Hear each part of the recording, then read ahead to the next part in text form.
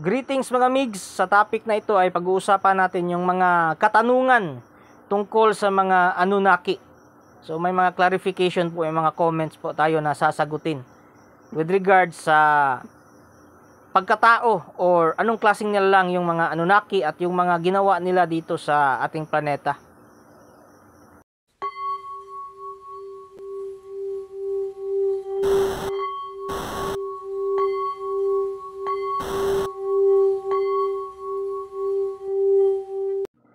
Shoutout nga pala kay Cayetano Muraca kasi lahat ng tanong galing sa kanya. At saka magaganda yung question niya kasi masasagot natin yung mga clarification tungkol sa mga Anunnaki.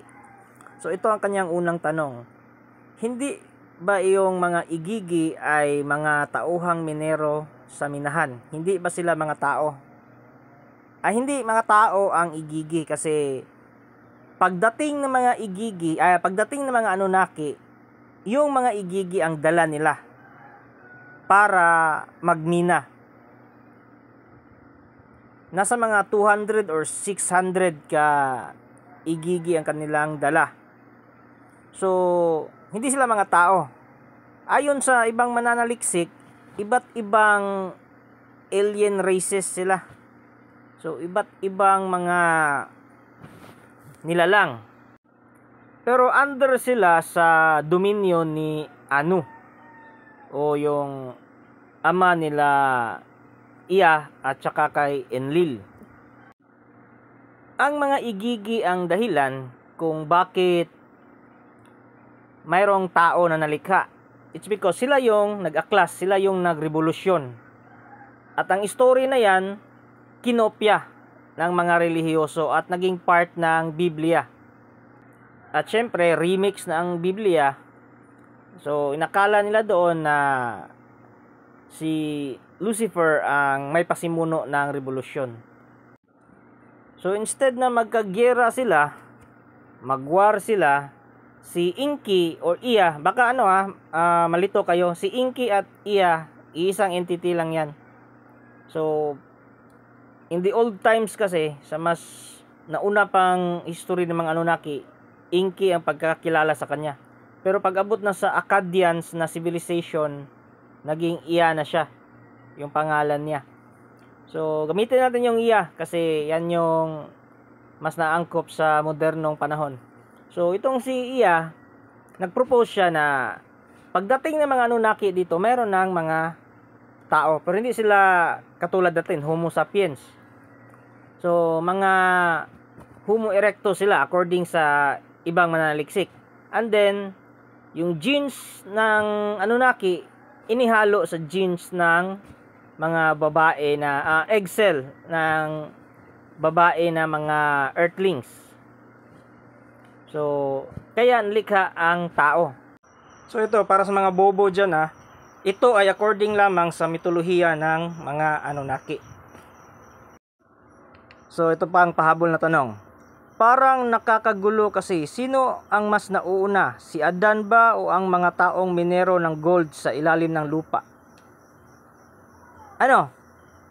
Yung pinaka nauna, yung mga igigi or igigi na minero ng gold. Pagkatapos, nilikha yung tao, which is yung mga tao na hindi kayang mag-reproduce, hindi kayang manganak. So, ang purpose lang ng mga taong yon is magmina ng gold. So, kung literal na pagkakaintindi, mas nauna yung mga taong yon kaysa kay Adan. Kasi si Adan po is special siya.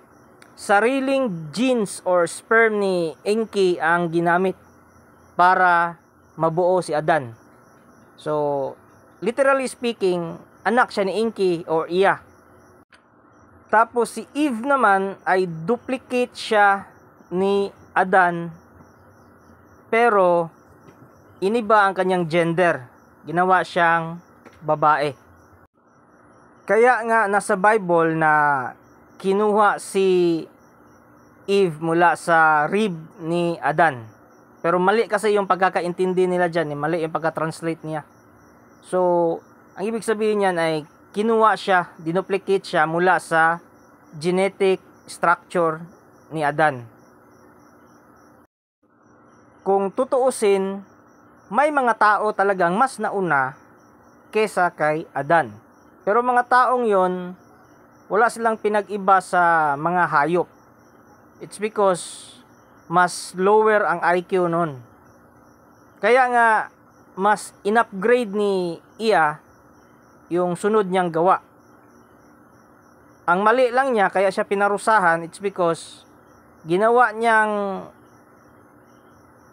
mas intelligent si Adan. So nagalit yung mga Anunnaki, si Enlil, si Yahweh. So nagalit siya kasi hindi dapat gawing matalino yung tao kasi maaring mahigitan or labanan nila ang mga Anunnaki pagdating ng panahon.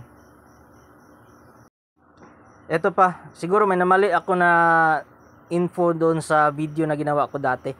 Parang magulo kasi sa mga unang video ay si Iya, ang God the Father, siya ba ang lumikha kay Adan at Noah? At ngayon si Enlil na naman ang God the Father. Nagugulan ako. Ganito yan.